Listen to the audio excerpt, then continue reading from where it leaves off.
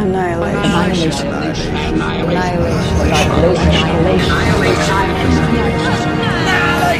One minute at a time. The world's no good for girls. With sugar bones and wind-blown blood, veins flying too fast for a heart made fragile by oil changes and ragged rat burrows, I count their meaty bodies to keep time, darting quick, vanishing down to damp black. Hunger. I want to know myself, flay out my soul, and read the shreds like tea leaves, like tarot cards. Who am I with Mercury rising, with the sun in Gemini, with rent due and breakfast on the stove, morning light, dissolving, drugged dreams too dark for the new day? I swear the road is narrowing up ahead, all that big and bold and new, bottlenecking away to a single far-off point. And I'm saying I won't bear it. I won't file the points off my claws. I starve for enormity, for a road wide enough to dance in. I want words to feel like arrows, like bullets, like 12 guns, firing upwards. When I pray, I want to drown in nectar. When I cry, I want to choke on roses. When I sleep, I want to dig a hole down deep in the dirt where the cold and damp go hot and melting. The view never changes, with a bowed head, and I'm sick of songs that don't feel like flying. I'm hollow. I'm ravenous. I'm going to eat this world with teeth, so sharp my mouth will always be full of blood. Maria Zoccola, Monologue for a Witch Child.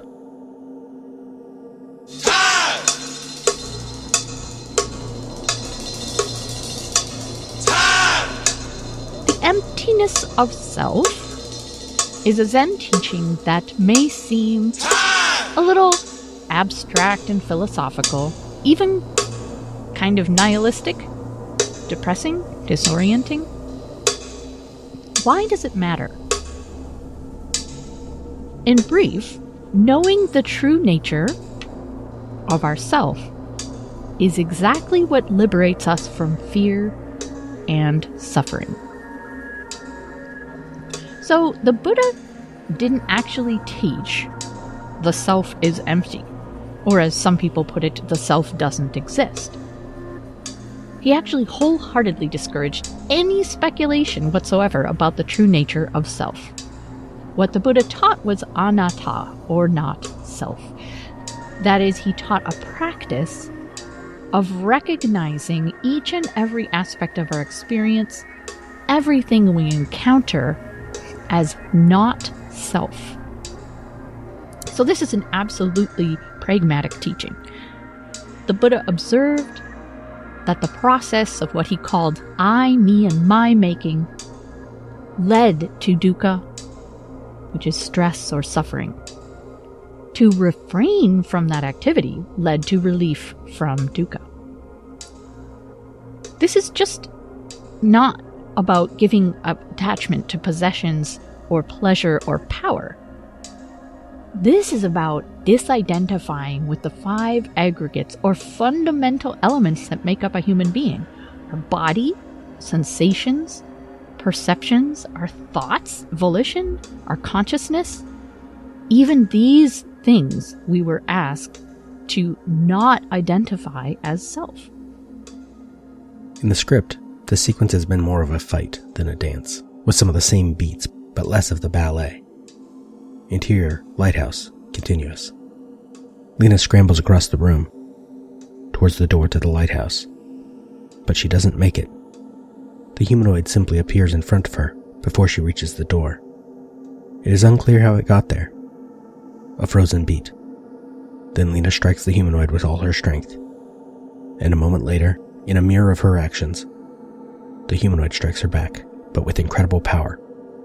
Lena is sent flying backwards across the room. She collides with the camera and tripod. All skid across the room to the wall. But it has provided Lena with a weapon. As the humanoid reapproaches her, she picks up the tripod and swings it like a club, smashing the camera against the humanoid's head. And again, the humanoid mirrors the actions, using its arm like a club. For a second time, Lena is sent hurtling back across the room by the force of the impact, but this time towards Kane's backpack. She collides with it and the phosphorus grenades beside it. And as she gets to her feet, the humanoid is again on her, standing directly in front of her, featureless, eyeless, but somehow watching. Utterly, infinitely more powerful than she is. For the first time, we see something beaten in Lena, something broken. Lena, please. She expects a killing blow, and flinches. And the humanoid does the same. Lena sees. She immediately realizes what we already know. The humanoid is mimicking her. She is fighting herself. We can see her thinking, can this be true? The killing blow still hasn't come. Lena lifts a hand, fingers trembling with adrenaline and fear, and the humanoid's opposite hand also rises. She pauses. The humanoid's hand pauses. Lena's hand starts moving again, until she touches its cheek, an exact mirror of the gesture where she touched Kane's face at the start of the film, when he appeared at their bedroom at home. A beat. Then the humanoid raises its hand. Lena holds motionless, suspended, except for tight breathing and trickling beads of sweat as the softly glowing hand lifts to her face. Then, lightly touches her cheek also. And as it does so, the humanoid starts another folding transformation. Rippling, folding, collapsing, and this time resolving itself as Kane. Lena gasps. For a moment, the two face each other. Then Lena opens her mouth to speak. Lena continued. Kane. Beat. Kane. Kane. Another beat. Reveal. At Lena's feet, the phosphorus grenades. Close on Lena, processing, controlling herself. Then, slowly, she reaches down. Opposite her, in a slightly delayed mirror action, Kane does the same. Lena's hand closes around one of the metal canisters. Kane does the same. Lena rises again, never taking her eyes off Kane's face. Kane rises. A final beat.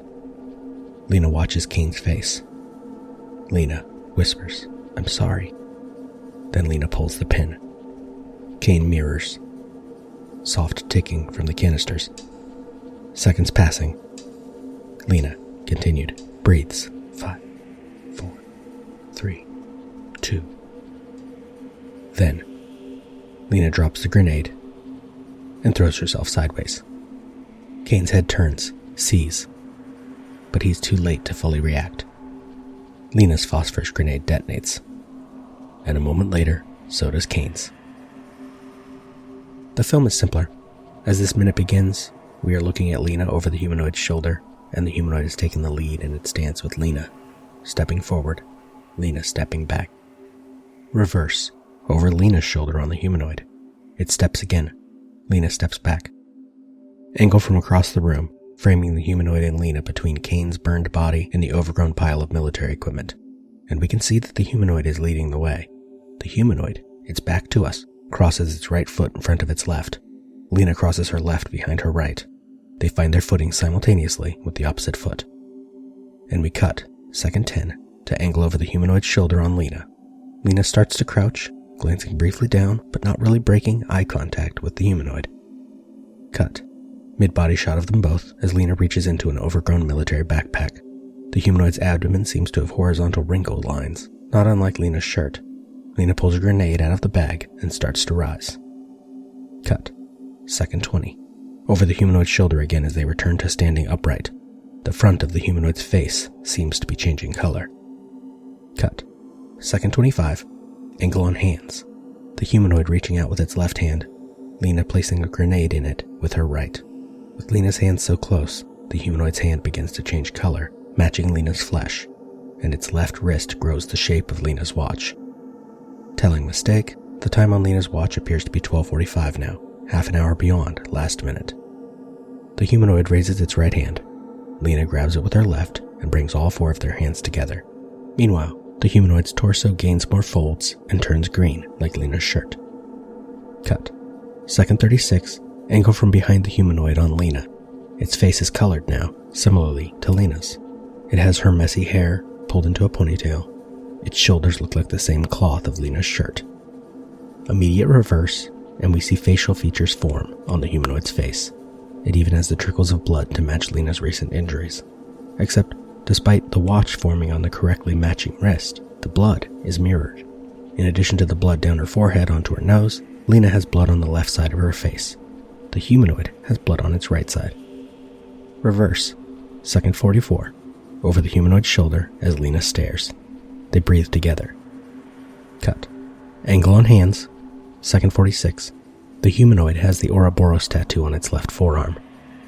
Carly Veloci at Sci-Fi Wire, 27th February 2018, mistakenly assumes here, quote, "At some point, the humanoid was able to switch places with Lena, although when is a little unclear, since one of them was, burned alive. The shimmer works in mysterious ways, and sometimes without logic, so it could have happened at any point." End quote.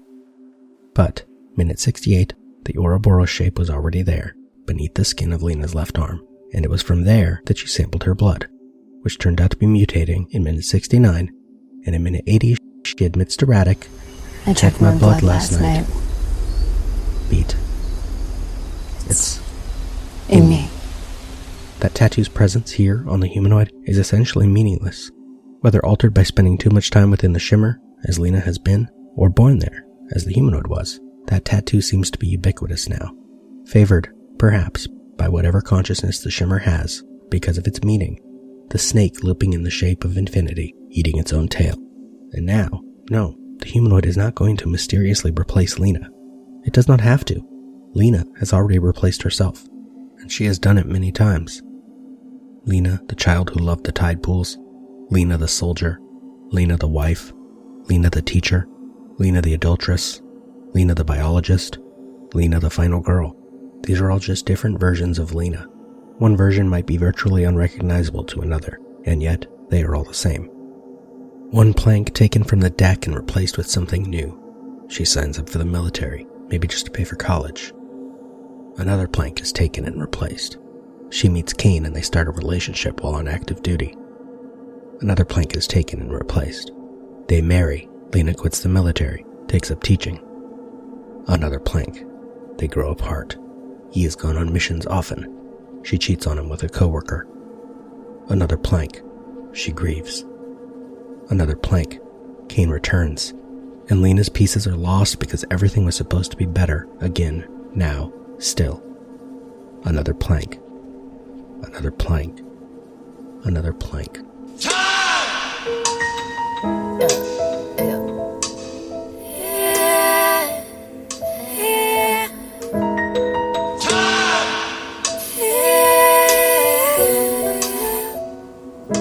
Tick, tick, tick, tick, tick. Time tick like a bit, and when you listen real close, sound like the metronome. Glitter in my eyes when I was young. Now they say I ran away from home. God, thank you, I learned the world. Ooh, yeah. They think I'm a broken girl. Ooh, yeah. Time has come today. Young hearts can go their way.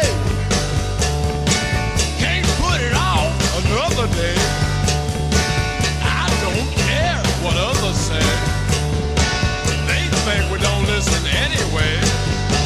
Time has come today. Hey!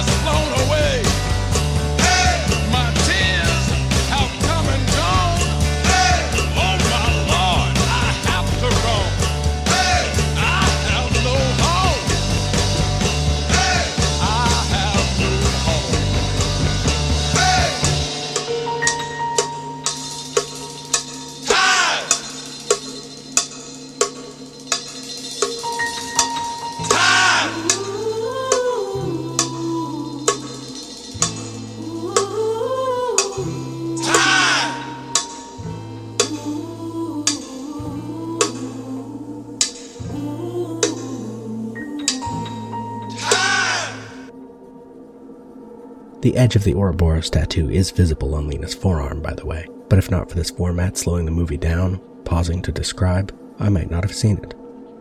Lena's left thumb in the ring of the grenade safety pin, but also, is this the first time I have noticed it? The first time she has worn it? Or the first time we have a clear close-up of her left hand? She has, presumably, Kane's wedding band on her thumb as well. 2 rings, 2 very different relationships. A quick spot check of a few earlier scenes and Lena's thumb is hard to see clearly a lot of the time. She might be wearing the ring in some shots when they are in the boats, but she is definitely not wearing it when she takes blood from her arm in the aforementioned minute 68.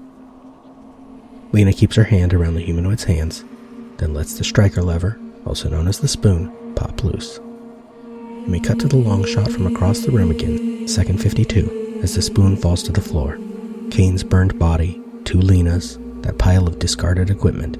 The visual is especially striking here, because the space behind the Lena on the left is dark, blackened from the previous explosion. The space behind the Lena on the right is overgrown, but light in color. Beat. Lena lets go and abruptly rushes away, but we cut to close on the newborn Lena. And if anyone is confused by which one is which, she remains where she was, her back to the stairs. The blood goes down the right side of her face instead of the left. This is the humanoid, and she has an empty stare, or maybe it is sadness. We hear Lena's rapid footsteps. The humanoid looks down, and the grenade flashes below frame, the white taking over the entirety. Then we fade back in on roughly the same angle, but the camera is panning left, away from the brightly lit humanoid, sparks flying. Interestingly, and maybe contradictorily, there is also blood on the left side of the humanoid's face now, and time runs out for this minute.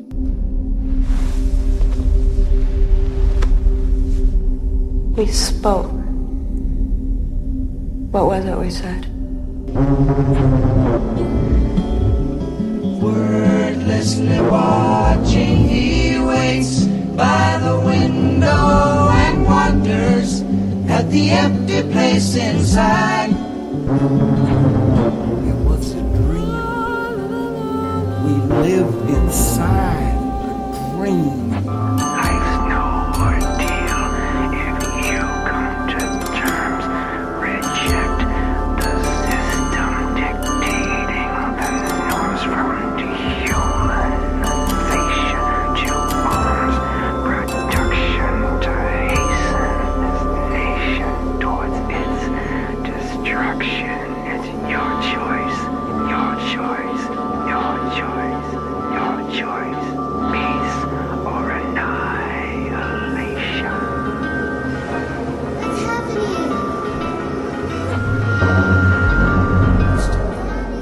Annihilation is all we are.